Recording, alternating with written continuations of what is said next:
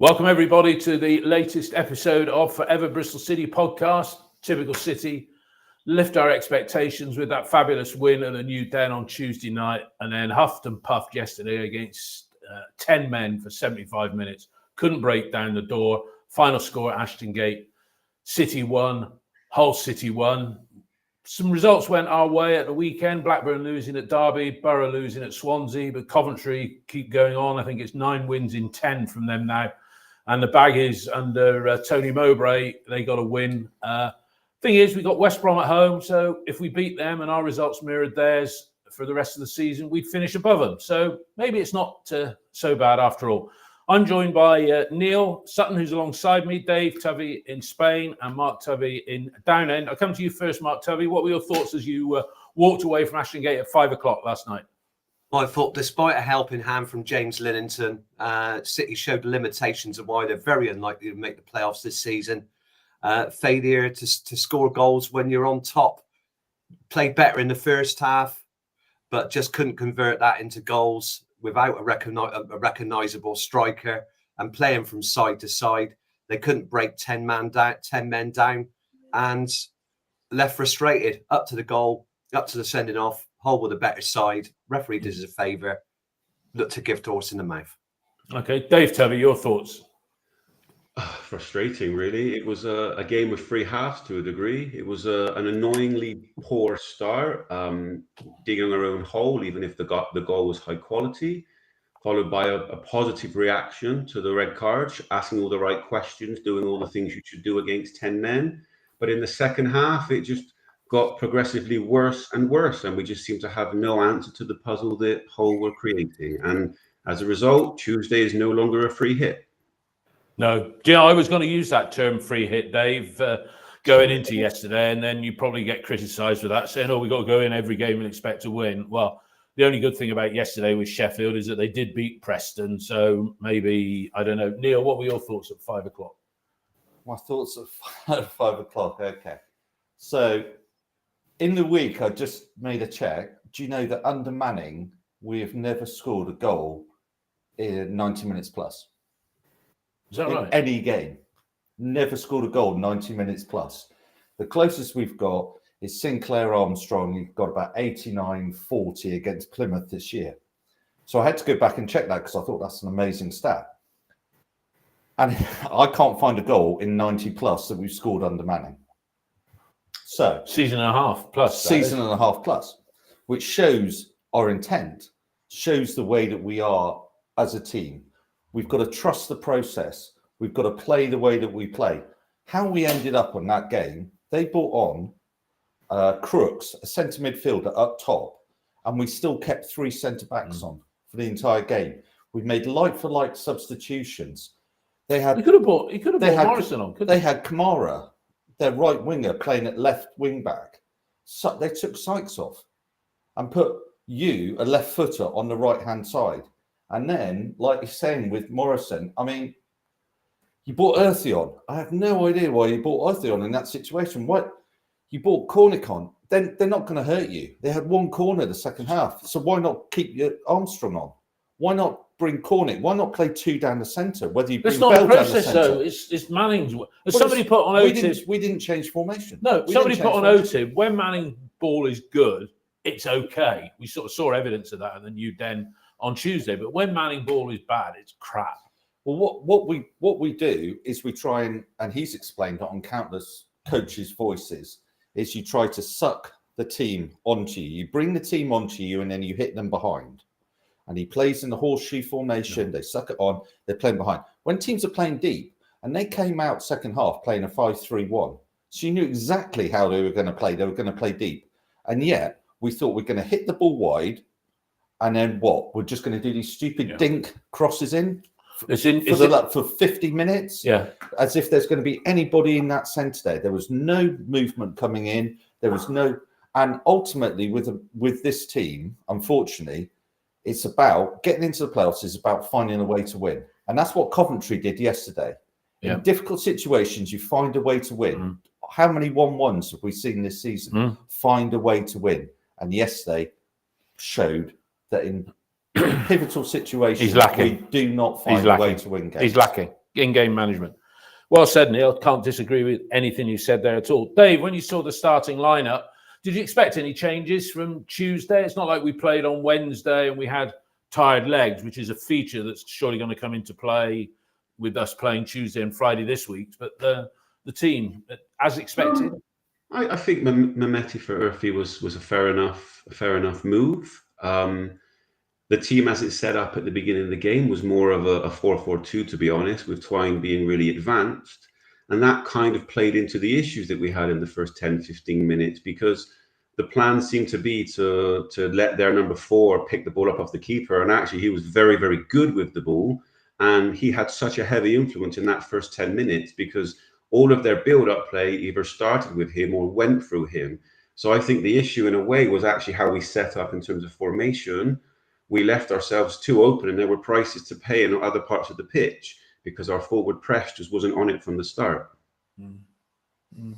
Mark, I always ask you a little bit about the away side. That João Pedro, he wasn't the one that used to play for, well, it got him confused with the one who's at Brighton now, I think. But were there any other players in that Hull City starting lineup that caught your eye? This time last year, they had a lot of players on loan under Liam Rosenior's tutelage. But, what did you think of them and their team? Well, I think there's Alfie Jones, isn't there? And Alfie Jones, a Bristolian. I think you're right. Yes, centre half. Yeah, he's. Right? I mean, he had half of Sinclair's shirt when he tried to get a header in, grabbed him round the neck. I think they changed quite a few players, haven't they, this season? A few players left after Liam Rosenior was sacked. There are lots of players on loan, exchanged Twine for Carvalho, spent a bit of money. They brought in Louis Darby, but for a big loan fee and massive wages, but he's out injured. But no, I mean, they look very comfortable on the ball apart from the first 30 seconds. I don't know if you remember, and about 30 seconds in, Twine released Armstrong and he got run down when the ball went into the area. Then after that, really, Hull looked very comfortable on the ball. They looked the team that had beaten Sunderland and Sheffield United in the last few weeks away and started conceding less goals. Passed the ball with purpose. Were first to every second ball and just looked the better side all round, really, until the game changed with the goal and the sending off. Yeah, Neil, what were your thoughts on? Let's get into the action. I mean, Hull. It was a strange atmosphere at Ashton Gate, everyone, wasn't it? There was no PA. I said to the person who I took along, who was a Hull City fan, by the way, I said, this must be what it was like watching football in the 1900s, and I'm talking about before PA systems, because it was just a dead atmosphere around the place. But until it was pointed out like about 10 minutes before the game from E32, I'm like, oh yeah, there's no music, there's no this, there's no that. And then you're thinking, okay, but the screens are working. Yeah, and they did a public safety announcement. So why couldn't they put the teams up on there and play it? Because they were playing adverts at half time and all the rest of it. So you could play the teams up there. You could play the squads up on there. You could put the subs on there because they had the clock working. They had the scores and all the rest of it on there. So it was really strange. I understand that the sound was down, which led to an electric Thatcher's run at half time, Well, the person cheated. Didn't get there halfway. Yeah, with the sort of the Apple inflatable thing, cider inflatable flies incomplete cider apples, cider apples or whatever in it, and it was just flat, which then went some way to explain our performance. Maybe I don't know. Yeah, I mean, I have to say, talking about the PA going down for the full 90 minutes, and okay, the safety aspect was fine because they did the safety announcement. I thought that was pretty poor for a. Surely there's an electrician. Thought they'd have put out an announcement. Is there an electrician in the crowd that can come and sort this all out? But they started better than us, didn't they? They did. They moved it around. They're a strange team because they've beaten Sunderland recently. They beat Sheffield United. Yeah. They're not a bad side, and the way they actually move the ball around, quick, pacey. We went into it, and obviously we did the pod after Millwall that I went to see. I don't think the 5-3-2 formation or whatever the formation that we started out with, I don't think that's our best formation. I think the 4-2-3-1 is a more offensive formation for us. And it just looks one that we're more comfortable in when we have to win a game. If we're going away from home, like we're up at Sheffield United on Tuesday, may well be that defensive setup, it works better for us. But when we're at home and we're the onus is on us to go and win the game, I would prefer us to play a more offensive formation in this 5-3-2. And arguably, 3-5-2 and that or plays whatever. into the mantra of we're very difficult. We have great difficulty breaking down sides at home that sit deep, which obviously Hull certainly didn't start like that. Dave, I'll come to you for the goal. I mean, would you say that we opened with 3 at the back yesterday? I know we have a tendency now to rotate. Yes, we did. Yeah. What In in Pring that left wing back, Sykes right wing back. Why was Twine so far forward then, almost in a 2? Well, he was when we were attacking. He formed a 2. He was playing close to Armstrong. That's what I mean. Played with 3 at the back. We had 2 strikers, and it almost seemed like we were set in a 4-4-2 way at times when we didn't have the ball. I'm not sure when we had the ball, but when we didn't have it, Twine was really advanced, and therefore there was a 4 behind him and almost another 4. To me, in the first half when we didn't have the ball, it looked like a 4-4-2, and I think that was contributing to the problems. I think when we're on the press, when we're pressing, we go to a 4-4-2. But actually, when we're defending, we go on a 4-4-2 on the press from my perspective. Okay. But thereafter, when we sit back, we go back into a wing-back formation. So we do, it's not, whilst you would say it's a fluid 4-4-2, fluid wing-back, because I think with Sykes he does like to get Sykes up high. Sykes was still at left wing back, right wing back, and Pring was still at left wing back for me. Okay. all right. There we go. No, Peter Thompson said, if this pod was Ukrainian, we'd all be speaking Russian. Come on, lads. 2 points off the playoffs. Peter, this is the problem when we're frustrated, that in actual fact, we shouldn't be 2 points off the playoffs. Even with just a few results going in our favour with better in-game management, we would be within the playoffs by about 2 or 3 points the other way, and we'd be bloody happy. We wouldn't be here picking holes in it, which is what we're doing. Most of the time we do that, because most of the time there's reason to pick holes. Even if you're a Liverpool fan, you'd be picking holes at half-time about the fact that you conceded a sloppy goal against Southampton. Right, let's get into the action. Dave, come to you first for the goal. It was in the run of play. Take us through the goal as you saw it. I think it was, they were valued for their goal for the way they started, but it kind of came from what we were trying to do. We were trying to stop the ball going to Alzate and Puerta, and Twine, being advanced and tucking in, was trying to stop those routes. But Hughes was being very, very intelligent with how he was bringing the ball out. And what actually led to the goal was he pulled Twine out wider, which led to a gap into the middle. And then from there, it's a turn, it's a ball out wide. And actually, Pedro, the turn, it's an exquisite turn. It's a high quality goal, but it comes from our ineffective press. Finished. Okay, sorry, I thought you were gonna add to that. Mark, what did you think about the goal? I mean, Dickey got turned quicker than gone off milk, sort of thing, yeah? I mean, it was a crossfield pass left. There was a great crossfield pass left to right. I don't know if it was Viner that it went through to the guy on the right wing.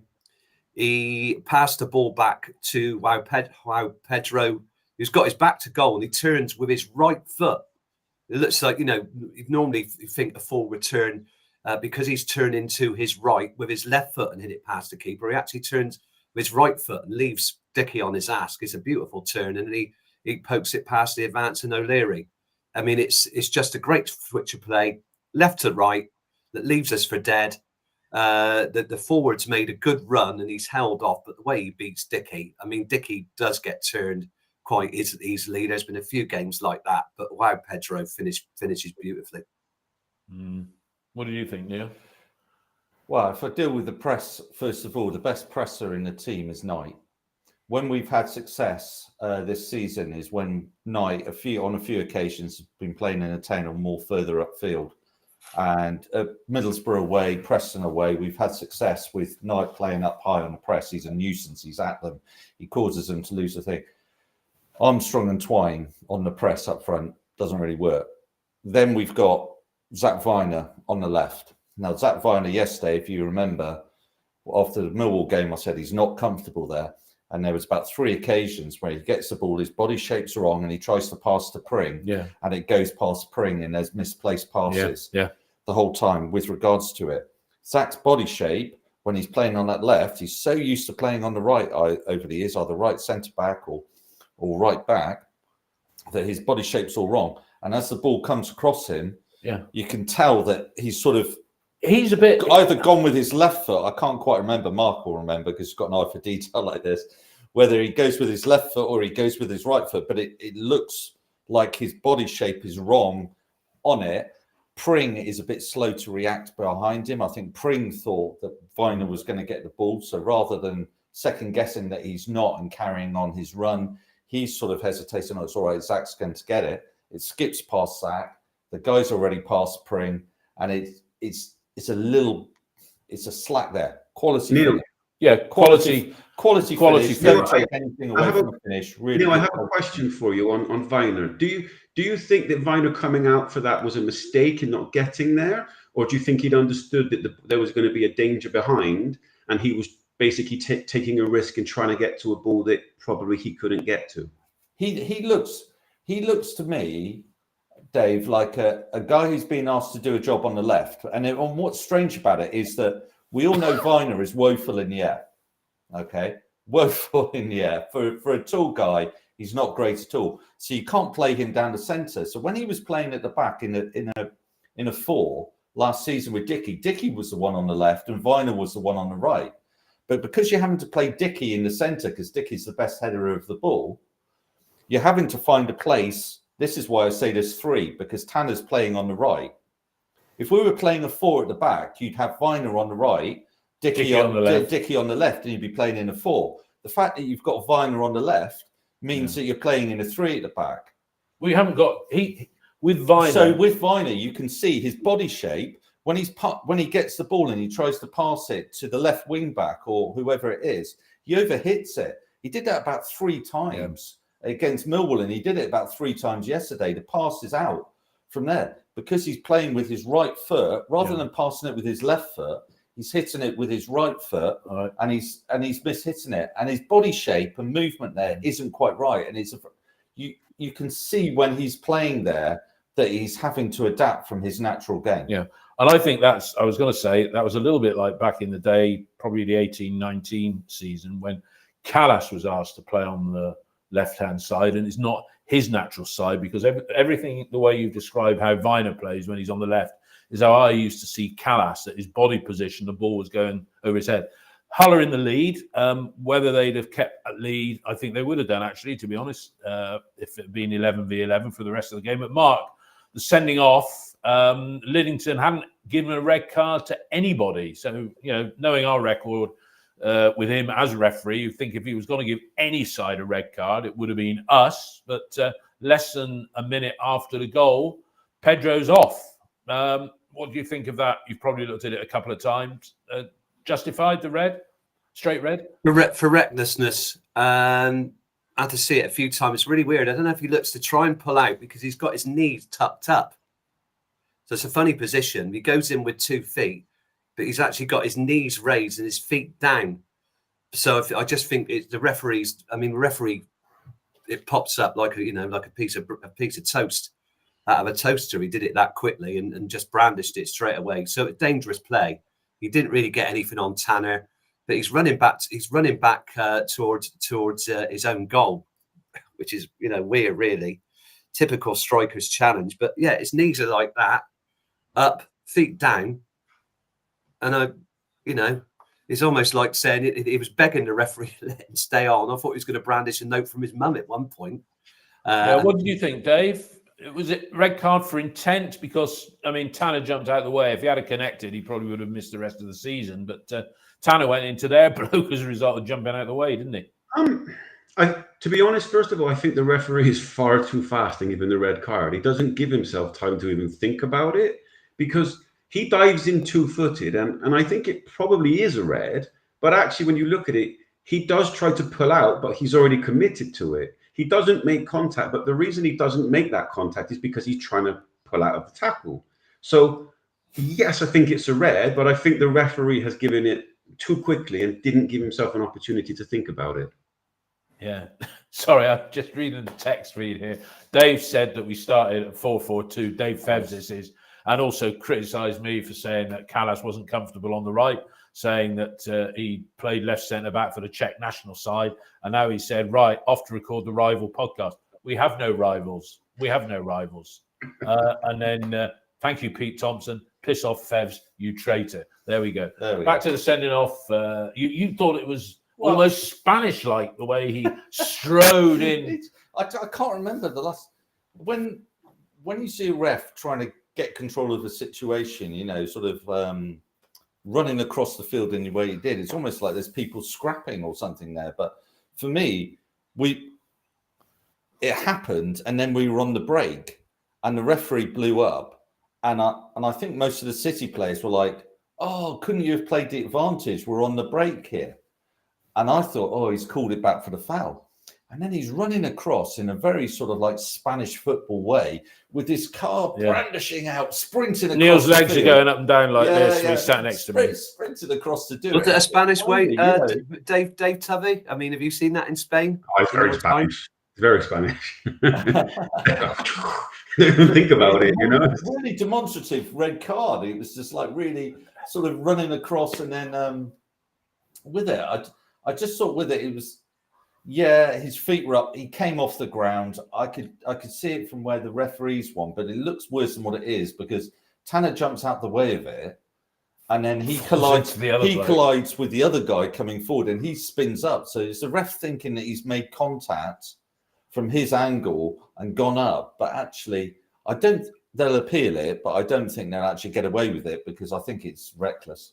Even if I don't think he actually caught Tanner at all. I think Tanner jumped out the way of it and then collided with the other player, which caused him to spin up, which caused him to make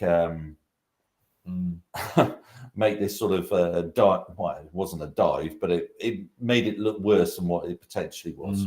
There we go. Well, I'm relying on Dave Tuvey notes here. Dave, the first half, as we had the 10-man advantage, the time wasting started then. But before we talk about time wasting and that sort of drinks break they decided they were going to have in that first period, we were building momentum, weren't we? And but building momentum, but save for I think one shot he tipped over the bar, it lacked conviction, didn't it? No, I think you're being a bit harsh there. I think the first half after the red card, it was a very positive reaction. Sykes was the lightning rod for that because he understood perfectly where you need to be in terms of out wide to stretch the play, but close enough that you actually create danger. And our crosses into the box were very threatening. We were getting shots from dangerous places. Yeah, maybe we didn't have a golden opportunity. And there's a discussion whether Armstrong should be able to do better with at least one of those headers that he had to at least get it on target. But I actually thought that it was a question of when is the goal going to come in the first half. And I can't argue with how we approached it at all, to be honest. And what did you think of the time wasting which started and that bloody drinks break, where all their players were still having a chat with the manager? I mean, referees seemed to be losing control and added in 5 minutes. I'll ask Mark Tuvey the same question, but it just added to the bizarre atmosphere of the day, didn't it? I think in terms of the ref, he was a bit slow at first to cotton on to what was going on, but once he did, he was pretty reasonable at trying to get play going. But from a whole point of view, what else do you want them to do? If you're down to 10 men, that is part of overcoming 10 men. You're going to slow it down. You're going to take every opportunity that you can to slow it down. That's part of what happened. I think Hull did a good job. And to be honest, if we were in the same situation, which we were at Oxford, I would expect exactly the same. Mark, what were your thoughts on the balance of the first half and the momentum that I suggested that we built, and that time wasting, that incident in particular where they were all on the halfway line? Well, there's a few things. It comes into the professionalism category, which drives you barmy. And all the referee could do is start booking people. He didn't do that until the second half of time wasting. So there's a few things. The keeper goes down after I think the ball goes out of play from one of Armstrong's headers, and they just go and have a team meeting. Obviously, that gives Ruben Sellers the chance to talk to the team about how they're going to defend. As a unit, all of them. So they're all around the manager.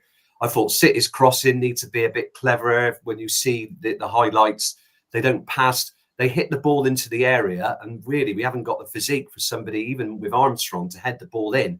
Sometimes you need a bit clever. You need runners making late runs on the penalty spot or behind to just try some things a little bit different. If you hit the ball across, nobody was making a run near post to take the ball. So I think there needs to be a bit of variety. So there's a few things. City's lack of variety on crossings. Although Sykes was probably our best crosser yesterday, and in it, he'd head the ball in. Armstrong's the only player with physique. So the only thing that you can add to physique is perhaps push a defender up like Dickey when you're late in the game and take a risk, and doing things a bit different. But the professionalism thing, I would have done exactly the same. You don't want the ball to go out. You want the ball to go out of play as much as possible as opposition when you've had a man sent off. Then you can slow the game down, and that's what they did. Because all the referee can do is add on time, but you just kill the momentum. Every time there's a stoppage, the momentum goes. Yeah, absolutely right. Neil, we were building a degree of momentum, but I also just got the feeling you've already alluded to playing the horseshoe across the back to draw them in. Anybody who's seen the film Zulu, this is going back years, right? That was the Zulu tactics when they went into battle, is the horns, and you suck the opposition in and then hit them from behind, sort of thing. But I thought we were just trying to walk it in the second half. First half. Let's just wrap up the first half. But, you thought, and Hull really went defensive. I've never seen a side, go so rigid in that defence, but we just seemed incapable, didn't we? And First half. First half. So first half, that little drinks break thing that they did, they actually did it twice. One of their defenders went down first of all, and they did this whole sort of massive drinks breaks over there. Let's have a massive team meeting. And then there was a shot from the edge of the box. Their keeper went down, and then he went down. And, exactly as Dave says, we'd be doing exactly the same. And we'd be calling for gamesmanship and the usual. We're not nasty. We're not nasty like that. No, but come on. This is Bristol Cozy City. There are times this season where we've a bit nastier than we used to be. Yeah, we've had to do a bit of time wasting. But I thought, honestly, I think we overcame it in the first half. They were trying to slow it down, and at times it was actually desperation. If you look at Mehmeti towards the end of the first half, he finally figured out he was too narrow. He had a chance from a good save from the keeper. There were numerous times of balls going in the box. I felt Armstrong should have done well. We had other shots that were either just wide or looked like they were going in deflections. We were piling on the pressure, and they were becoming increasingly more desperate. They needed halftime to come. So I personally, I don't have any complaints from the first half in terms of how we approached it. The issues are in the second half. I agree, Dave. I thought the intensity was there.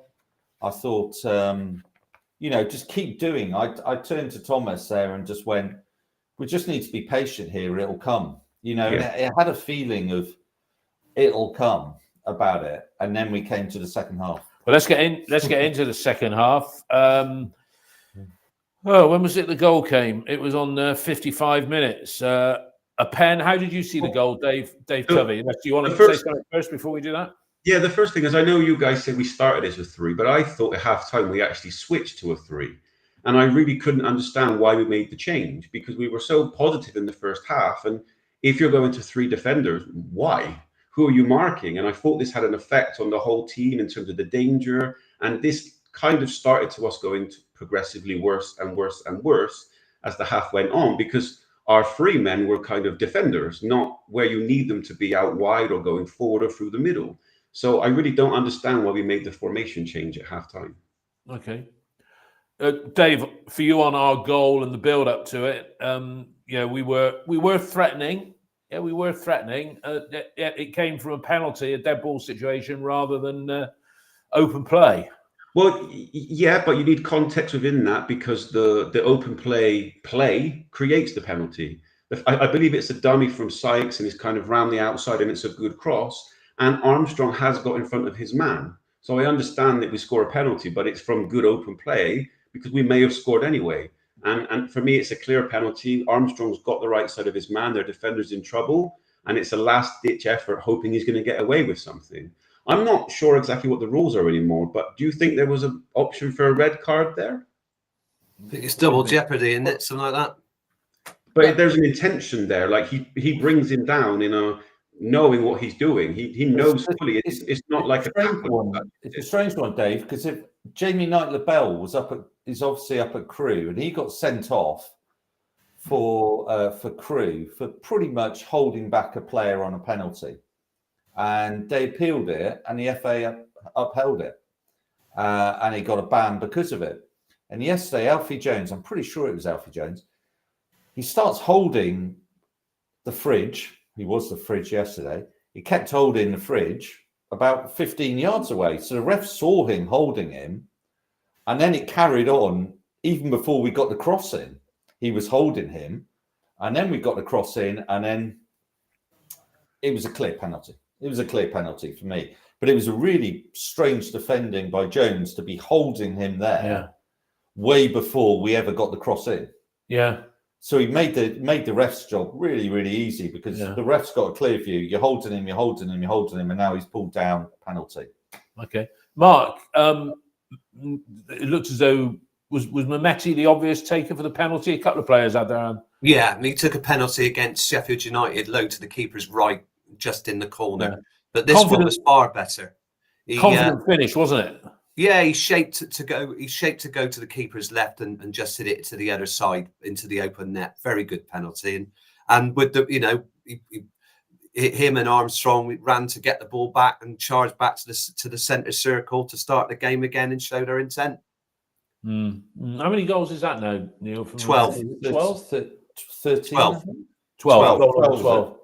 Gone over 12. Well, we're looking at the 60th minute coming up, and I think was it one of the contributors here, Jay Cobb Ethics. He said Manning got most of the subs and the formation wrong yesterday. Not going to disagree with that.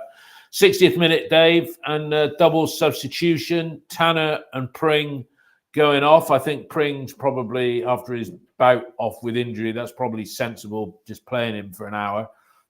Bell and the much criticised Hayden Roberts coming on. What did you think of that pair of substitutions and the timing? It's an interesting set of subs. I understand why he's put Bell and his reasoning, because he has done it in the past. It's not like it's a shock. Would I prefer to see Morrison there? Sure, but in terms of his consistency of Manning, that's the kind of subs that you can see his thinking. He's dropped Roberts into the left centre back position and he's put Bell out wide, basically. So I understand why he's done it. I just would have gone a different way. Okay. Mark, your thoughts on that first substitute pairing? It's a strange one, isn't it? With Bell, right-footed player playing on the left side as a wing back or as a wide player. I mean, he did have a couple of useful crosses, but really, nothing with conviction. A late shot was shanked wide of the post. He wants somebody naturally left-sided would be good, but even with the service coming in and we play the ball to the sides, work it round the front, side. Unless you've got somebody making that run or, to get across the defender, you're not going to get it in the back of the net. And we were just very precise, playing it round, like circling the wagons. We were just doing the same thing over again. Just the same thing. I mean, our mantra is, if at first you don't succeed, fail doing it again. That's what it seems like. I mean, you made the comment, Neil, about when we did get the crosses in, they were clipped in crosses, and the guy who I took the whole City fan to the game yesterday, he played football to Isthmian League standard up in London, so that's a decent standard. He said the way we were putting crosses in, there was nobody there to attack them, and they were dead easy for the defenders just to get away, weren't they? There was no variability. And we come on to the other subs in a moment, but I don't think when Sykes went off, we lost any threat we had on the flanks, didn't we? That's my view. Well, earlier on, I think it was Anguilla, apologies if it wasn't, who said you isn't left-footed. But what you likes to do is come back on his left. He is two-footed, but he likes to come back on his left. So you know what's going to happen.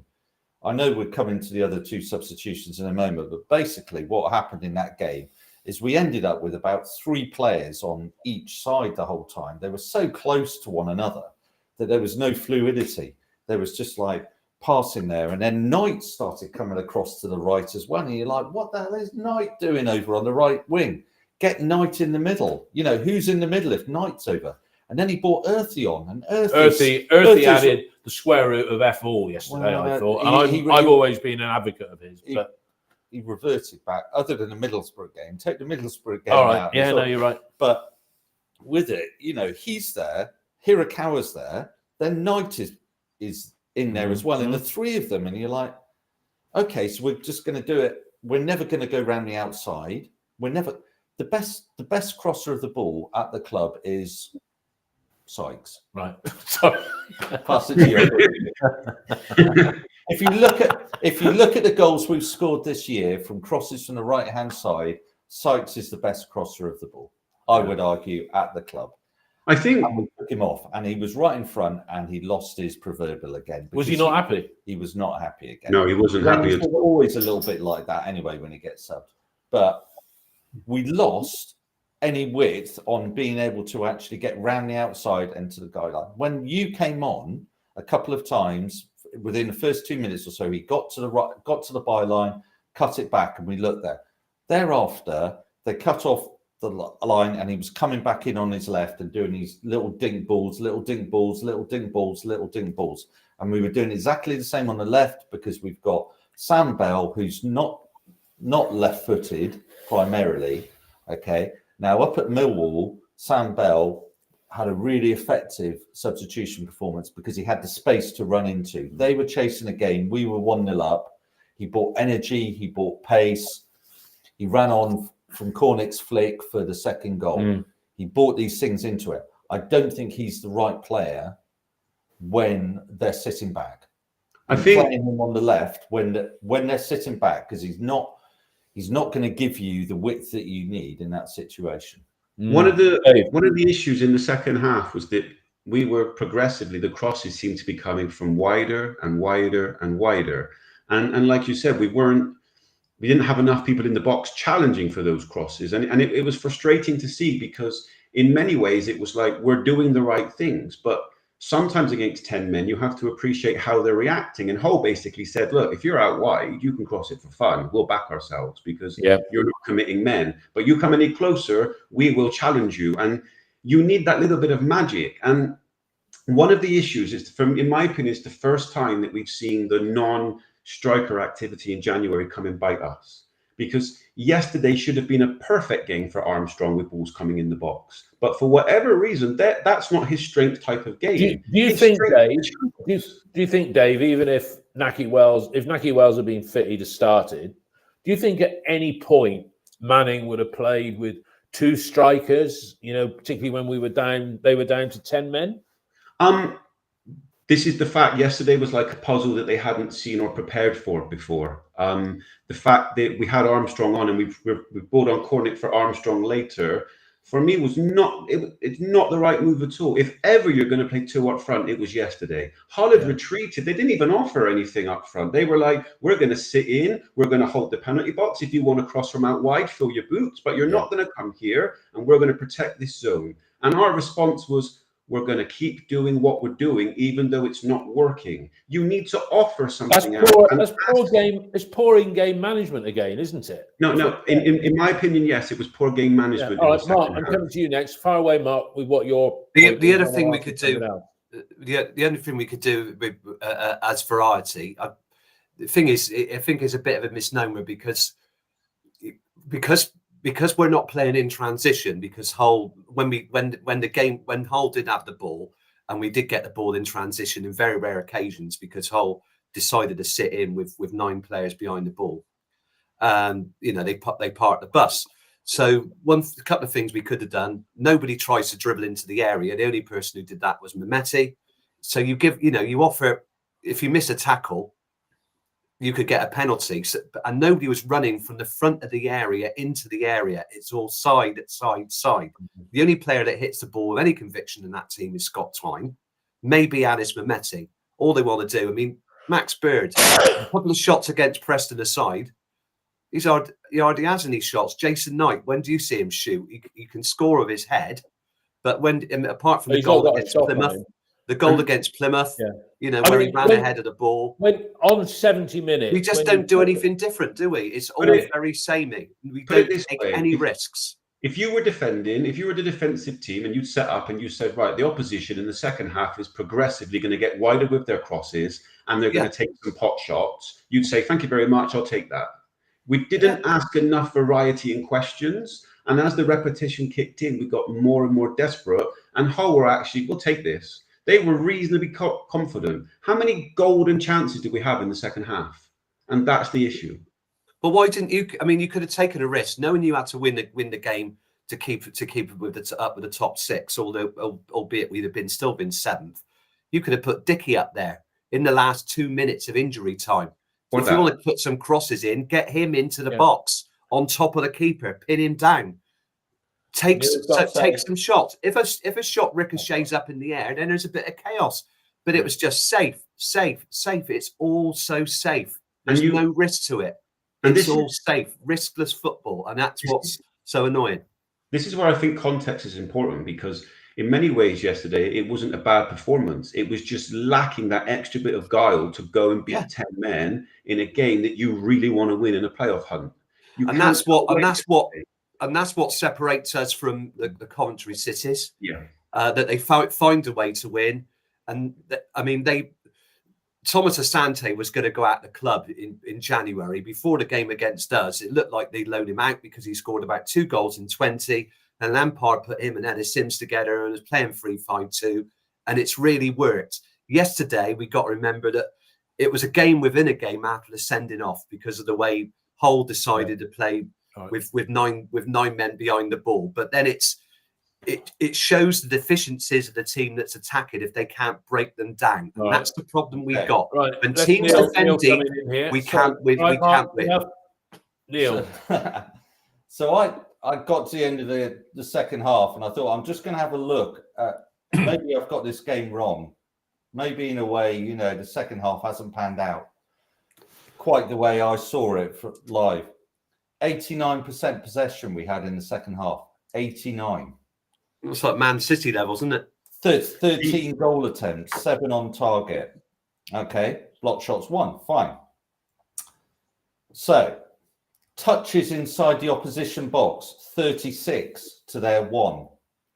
Crosses, 26 crosses, only 2 successful, 8% success rate on crosses. They had 0. They had 3 crosses to our 26. They had 1 touch in our box compared to 36 of ours. If you had big chances, this is Opta stats, the way they sort of view it. Big chances, coming to your point, Dave. Big chances, 1 big chance. Is that the one that the keeper tipped over? That would probably be the penalty. Yeah, the penalty. In relation to it. So what you're seeing yesterday is us proverbially banging our head against a brick wall. Going at it in a certain way that is wholly ineffective. Now, if you're there and you've got your James Krause on the sideline and they're going to have the live stats coming in and they're going to be seeing on the video, they're going to be seeing the way that we are doing things isn't working. It's quite clear it's not working. And yet we keep going. And it goes back to this thing of trust the process, trust the process. And it didn't work yesterday, did it?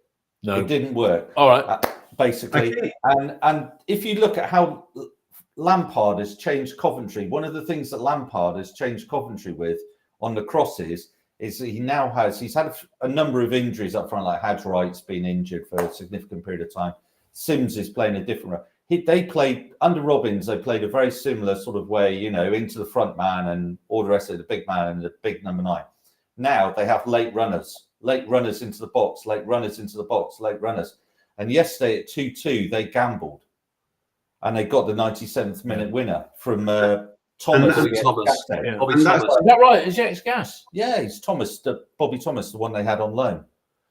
But with regards to it, it's late goals. And like I say, when you go back to that stat that we've never scored a goal under Manning in 90-plus minutes, that tells you that in that thing, we don't gamble in those situations. Manning, to me, is like Gareth Southgate. He's got some decent tools at his disposal, but it's his way, and there's no other way, and that is it. And as you've just said, Neil, trust the process. I got to mention one. The issue for me is when we talk about trusting the process, there is an element that you're doing the right things, you're going in the right direction, but you also need to recognize when to change things. And the Cornick for Armstrong sub, honestly, it's not progressive, it's not attacking, and it's definitely not brave. If he'd left both on, if he'd have done something different like Dickey, we could walk away and we could say, you know what, Manning tried something new, and sometimes this happens against 10 men. Dave, let me ask you this question. When he made that double substitution, Sykes and Mehmeti going off, you and Earthy coming on, he could have, it would have been like for like if he'd have brought on, what's his name, the winger that we keep going on about, Morrison, to play wide on the left. Yeah. And then at least we would have had a little bit more pace going down there, because as Neil just said, Earthy added absolutely nothing. What has Morrison got to do to get into the bloody team? Oh, he's got to be patient, I think he said. Right. Yesterday, one player who embarrassed himself, and that's the word that I use. I really embarrassed himself. And I said to Dave last night, who said he was a contender for man of the match. Really, Dave? Not me. And that's good old Scott Twine. Twice he went down like he'd had an assassin's bullet to the brain, trying to get a free kick in his favourite position. And yes, he's going to score from there more often than not. What did you think of his contribution yesterday, Dave? Twiney. I thought that he played pretty well in the most part. Towards the end of the game, he seemed to have less effect on the game.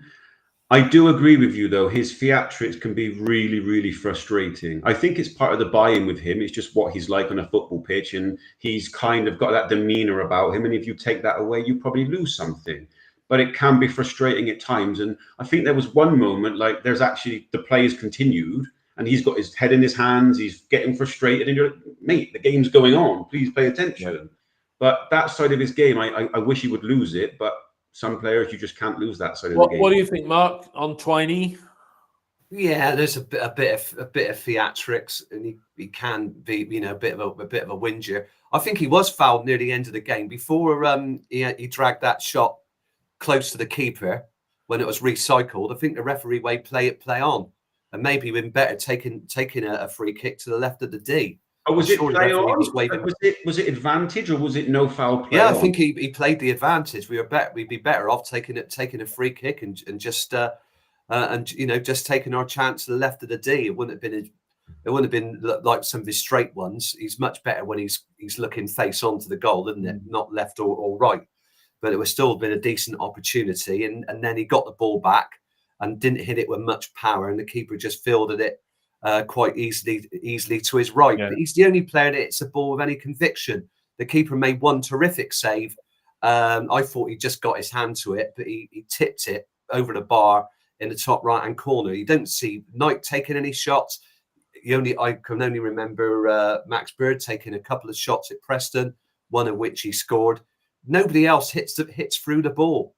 Maybe Naki Wells, good at finding space at the back post, dropping off players, but that's the problem he's got. Naki wasn't there, and we're going to look forward to we're going to look forward to Tuesday's game. Before I just ask Neil about Twine, Mark, you're doing a quiz in a moment with Dave Tovey. You need to get yourself a bit of paper and write offside. Right, so when we do the quiz, Neil's going to be the adjudicator as to who flashes it up first. Okay. So Dave is going to be writing goal if he knows the answer. You're going to write offside. Yeah. Peter Thompson missing Ian today. Oh, for goodness sake, shut up.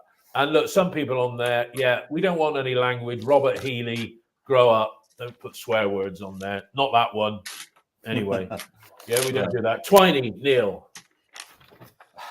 Twiney yesterday. I mean, to be fair, when you're looking at 89% possession, everybody's going to look fairly comfortable. There just wasn't the urgency there, was it? We had so much possession, so much time. They didn't put any pressure on us at all, and they just let us have the ball. Well, in that situation, for me, when you go back to Manning, I remember some of his quotes and over the season, and one of his quotes that has always resonated with me was he said on a couple of occasions, when the players go onto the pitch, I can't affect the way that they go onto the pitch. I can't affect the way that we do things or whatever like that. And it's up to the players to come up with their own things. I train them. We work in training. They go onto the pitch. They're the ones that actually have to do it. What you saw yesterday from Ruben Sellers on the sideline was in-game management. Yeah. He set them up. Yep. And the way that they were disciplined, and one of their disciplined thing was you do not give any fouls away on the edge of the box. I would imagine if any player gave away a ball, he would have gone apoplectic at them, and probably the whole of the team would have gone apoplectic at it, because in that situation. And he did have one about 35 yards out that was a fairly comfortable save in the end, Twine. But for me, manning on the sideline, there's a time when, they've had these two powwows in the first half, but there's times during the game where you can see Sellers actively having an impact on the team and on their structure. And I just don't see that from Manning. I see yesterday was it had to feel like an extended training game, attack versus defence. It was like kind of attack defence. That's exactly a phrase that I use. And it was just, and it was an extended training exercise, and two teams sort of going at it with two different coaches. Right, you're going to defend for 90 minutes. You're going to attack for 90 minutes. And there was no real thought of how we were going to change. And we ended up in a very samey situation of just allowing the players to actually do it. And, like Mark and David said, we didn't take any chances. Why not put Dickie forward? Why not keep Armstrong on? Why not do something different when you sat there with your performance analysts going, right, well, we've equalised in the 55th minute. It's gone 20 minutes. Nothing's happening here. We have to do things differently. Yeah. Why do you do like-for-like substitutions then? No. I mean, Manning is the sort of guy that wouldn't take a chance and leave his car on a single yellow line outside the newsagents while he popped in to get the Sunday papers. He looked for a parking space. That's how risk averse he is. And when he says about, it's all about the players when they go over the line, lots of people outside of us, I'm just looking at comments on the forum, it's almost as if the players are, they go forward and then stop and check and go back and sideways. And certainly when you look at the of the start of the season with that flair, right? And when they cross the line, but if after the match you're being berated because you went over the line and you didn't beat your player and it put us on the back foot, you're going to think you're going to do avoidance of criticism in your play. Ergo, the manager is influencing what you do when you cross over the line because we want a little bit of flair. Anyway, look, we got to move. We got to move on. Let's quickly look forward to Sheffield United on Tuesday night. Dave, you first. If we'd have won yesterday, it was a free hit, but it isn't now. We've got 3 bloody tough games coming up against them, Norwich, week off, then Burnley. Yeah, we got to get 4 points out of the next 3. Otherwise, that's it. It's curtains, isn't it? Well, Sheffield United, Norwich, Burnley, Watford, West Brom. It's the big phase now. Winning yesterday would have given a bit of breathing space. But no, I agree with you. 4 points from the next 3 is what is needed as a minimum. And then you have to hit the end of the season hard. But what they aren't now is they're not write-offs. They're not free hits. These are games where you need to be picking up points because of dropping silly little points versus Swansea yesterday and that negative patch just before Christmas. If you have eyes on the playoffs, you need to start picking up. We're not going to win every game going forward. We are going to lose some, but ultimately we need to do it in the more difficult part of the season now because we've dropped points unnecessarily. Yeah, and we do need now, without fail, to win 5 out of 10, having not won yesterday, whereas it would have been 4 out of 10. Probably. I think everybody else is also dropping points. You have to bear that in mind. It's not like there's a side there that's just dropping everything, apart from Coventry. Well, Coventry and West Brom. And I mean, if you look at the managers, Lampard has had his critics over time, but he's got enough experience, and West Brom have got Tony Mowbray. I think I wouldn't be at all surprised if those two, it's one of those two and maybe us if we still keep hanging. Mark, would you make any changes on Tuesday if you were Manning? I know there's a lot he can do apart from bring Nahki Wells in. I mean, I think what Manning will do is try and stay in the game as long as possible, not concede any goals, and try and get a break, flood the midfield. We can't just sit men behind the ball. We aren't that good at defending, so I think there'll be a press, there'll be energy, but we need to take our chances as if and when they come. So the players like Mehmeti have really got to shine. Sykes has got to cross well, but we need to get on the end of things.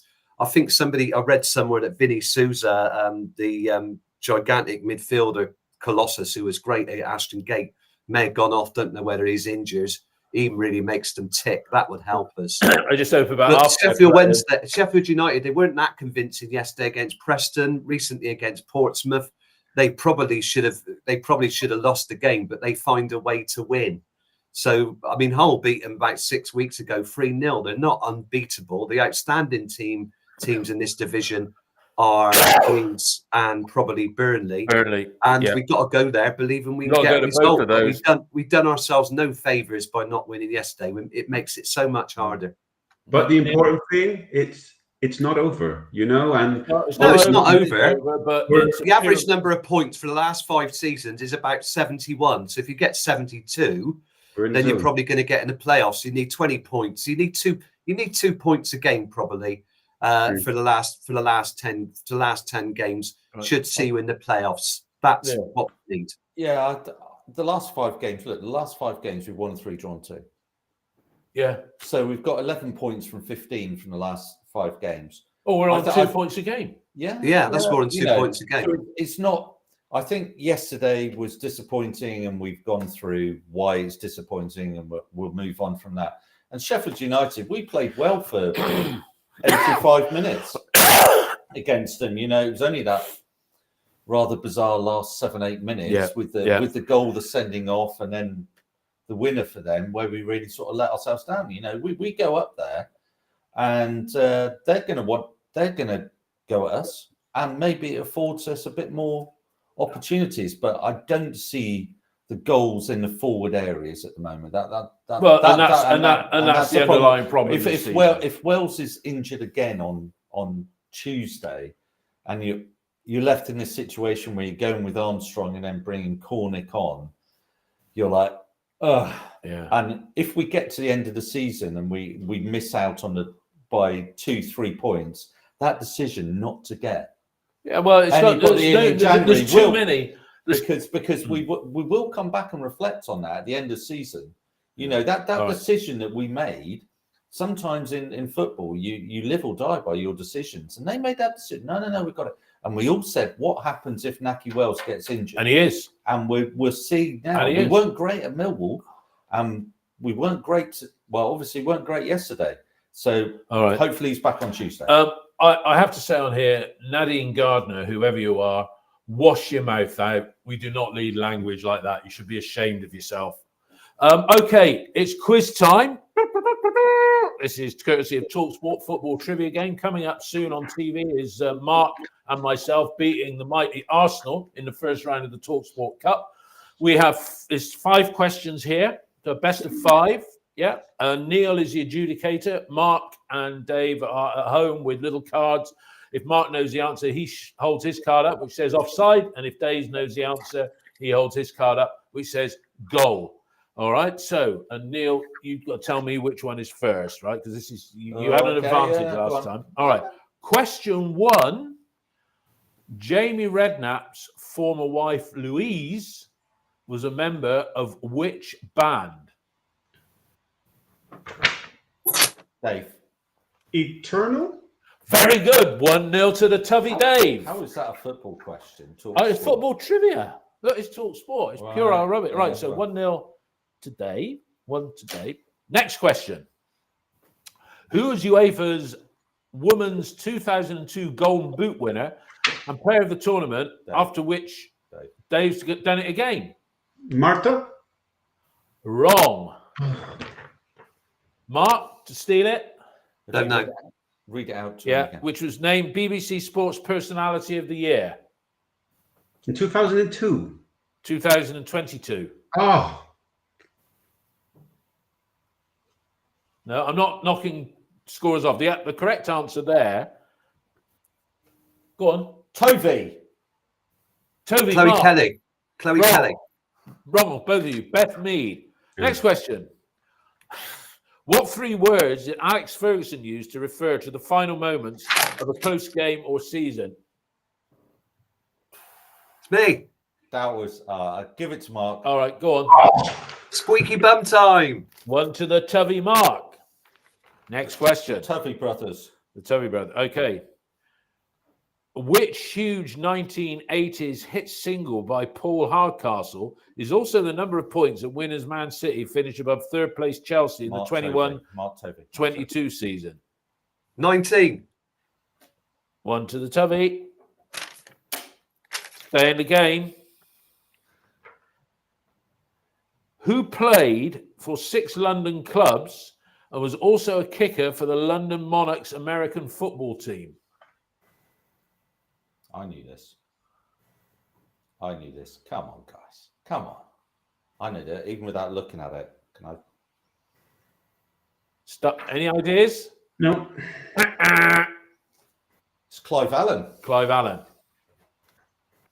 All right, we have got one question left on this card. It's the only card I brought in today. This is a colour one to give you an advance notice.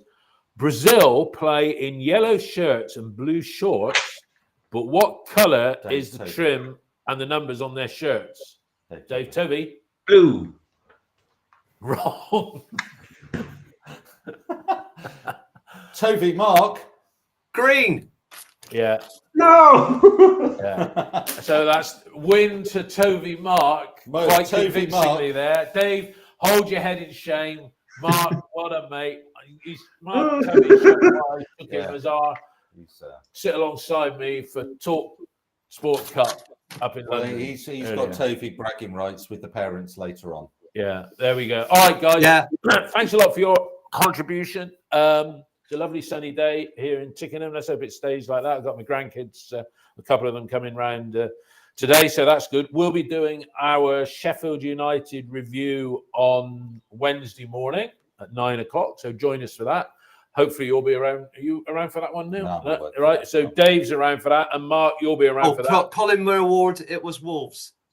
We'll do that. So you two guys, Dave and Mark, the Tuvies will be on Wednesday morning with me, and we'll have one of our other regular panelists coming on. But everybody today, thanks a lot for listening, watching, and Dave, Neil, and Mark, thanks as always for your contribution. All the best, everybody. Bye-bye. Bye, everybody.